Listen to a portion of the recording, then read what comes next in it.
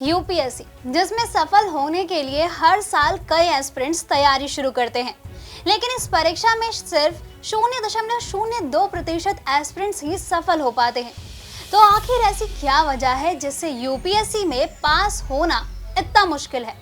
इस बारे में कहा जाता है कि परीक्षा का सिलेबस कठिन और बड़ा होता है, जिस वजह से सिलेबस पूरा नहीं हो पाता और एस्पिरेंट्स परीक्षा में सफलता से दूर हो जाते हैं।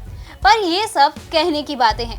दरअसल यूपीएससी के सिलेबस को इसी हिसाब से बनाया जाता है कि उसे समय रहते पूरा किया जाए, लेकिन एस्पिरेंट्स तैयारी के दौरान कई तरह की गलतियां करते हैं जो उन्हें असफल बनाती है। दोस्तों, अगर आप भी यूपीएससी परीक्षा की तैयारी कर रहे हैं और यूपीएससी में सफल होने वाले उन 0.02% उम्मीदवारों में शामिल होना चाहते हैं तो आज की वीडियो पूरी जरूर देखें। नंबर 1, परीक्षा के लिए डेडिकेशन। कई बार देखा जाता है कि एस्पिरेंट्स परीक्षा की तैयारी शुरू कर तो देते हैं, लेकिन परीक्षा के लिए सीरियस नहीं होते। वे कई बार लोगों में परीक्षा के क्रेज को देखकर तो कई बार किसी के दबाव में आकर परीक्षा की तैयारी शुरू कर देते हैं, जिस वजह से उनका मन परीक्षा की तैयारी में नहीं लगता और वे असफल हो जाते हैं। इसलिए अगर आप परीक्षा की तैयारी कर रहे हैं तो सबसे पहले आप इस बात को लेकर क्लियर रहें कि आप सच में यूपीएससी की तैयारी करना चाहते हैं या नहीं, या फिर आप किसी के दबाव में आकर इसके लिए तैयारी कर रहे हैं। अगर आप सच में परीक्षा में हिस्सा लेना चाहते हैं तो आपको परीक्षा के लिए पूरी तरह से डेडिकेट होना पड़ेगा, तभी आप तैयारी को लेकर सीरियस हो पाएंगे। और सबसे जरूरी बात ये होगी कि आप तैयारी को पूरी तरह से एंजॉय कर पाएंगे, जो आपको सफलता दिलाने में आपकी मदद करेगा। नंबर 2, जो करे सही करे। यूपीएससी परीक्षा की तैयारी में सबसे ध्यान देने वाली बात यह होती है कि आप जो कर रहे हैं उसे अच्छे से करें, तभी आपको उसका रिजल्ट भी अच्छा मिलेगा।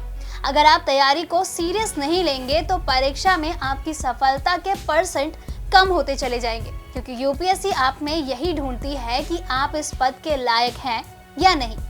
इस बदलाव को अपने अंदर लाने के लिए आप सबसे पहले ये डिसाइड करें कि आपको पूरे दिन क्या करना है। हर दिन के हिसाब से अपना एक टाइम टेबल बनाएं। अब टाइम टेबल तो बना लिया, लेकिन इसका मतलब ये नहीं कि आप उसे फॉलो ना करें। अपने टाइम टेबल को उसी हिसाब से बनाएं जिसे आप पूरा कर सके। ध्यान रखें कि टाइम टेबल ऐसा होना चाहिए कि परीक्षा का समय आने तक वो पूरा भी हो जाए और आपको रिवीजन के लिए समय भी मिल सके। नंबर 3, कंप्लेन ना करें। कई एस्पिरेंट्स असफल होने के बाद कमियां निकालना शुरू कर देते हैं कि उन्हें परीक्षा की तैयारी के समय परेशानियों का सामना करना पड़ा, जैसे कोचिंग ना मिलना, सही गाइडेंस ना मिलना, एटसेट्रा। लेकिन ये सब बहाने हैं। हर साल कई सफल एस्पिरेंट्स ये साबित करते हैं कि तैयारी के लिए सुविधाओं की जरूरत नहीं होती। इसके लिए जरूरत है तो केवल एस्पिरेंट के डेडिकेशन की, जो वो परीक्षा की तैयारी के लिए दिखाता है। अगर आप केवल कमियां ही निकालेंगे तो आपका यूपीएससी में सफल होकर आईएएस बनने का सपना ही रह जाएगा। नंबर 4, मजबूत रिसोर्सेस रखें। एस्पिरेंट्स की ओर से होने वाली सबसे बड़ी गलती है गलत रिसोर्सेस का चयन करना।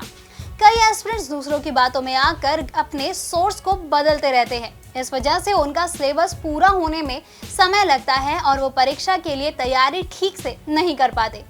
और कई बार अगर वे सिलेबस पूरा कर भी लेते हैं तो एक ही टॉपिक के बारे में अलग अलग जगह पढ़ने से थोड़ा सा कंफ्यूज हो जाते हैं। इसलिए तैयारी की शुरुआत में ही अपने सोर्सेस चुन लें और उन पर ही टिके रहें। नंबर 5, टाइम मैनेजमेंट बनाएं। यूपीएससी की प्रिपरेशन के लिए सबसे जरूरी होता है टाइम मैनेजमेंट। यह हर एस्पिरेंट के लिए जरूरी है कि वो तैयारी की शुरुआत में ही अपने लिए एक ऐसा टाइम टेबल बनाएं जिस पर वे टिके रहें। पूरे दिन का टाइम टेबल बनाने से बेहतर होगा कि आप अपने आने वाले 2 से 3 घंटे के बारे में सोचें और उसको लेकर योजना बनाएं, जिससे आपको पता रहे कि आपने पूरे दिन क्या किया, कितना पढ़ा और कितना समय बाकी चीजों में गया। कई एस्पिरेंट्स एक बार में महीने का टाइम टेबल बना लेते हैं और जब उसे फॉलो करने की बात आती है तो उन्हें पता ही नहीं चलता कि उनका समय कब और कहां कैसे चला गया। इस वजह से आपको घंटों के हिसाब से अपना टाइम टेबल बनाना चाहिए, जिससे आप पढ़ाई को ज्यादा समय दे पाए। दोस्तों, अगर आपको हमारा ये वीडियो पसंद आया हो तो इसे अपने दोस्तों के साथ जरूर शेयर करें, और अगर आपके पास हमारे लिए कोई भी सवाल हो तो उसे कमेंट पे लिख के हमें जरूर बताएं। जल्द ही आपसे फिर मुलाकात होगी एक नई वीडियो पे एक नए टॉपिक के साथ। तब तक के लिए नमस्कार।